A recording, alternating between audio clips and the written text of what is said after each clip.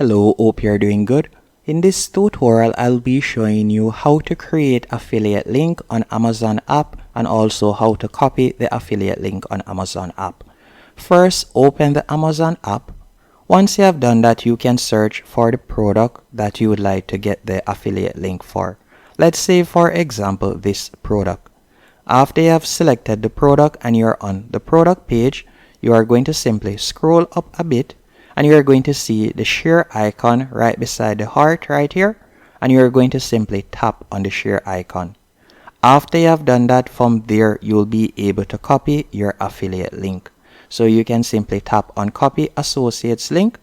Once you have copied it, you'll be able to share it on social media or any platform. And that's it. Hope you found this tutorial helpful and informative. If you did, be sure to hit the like button and subscribe.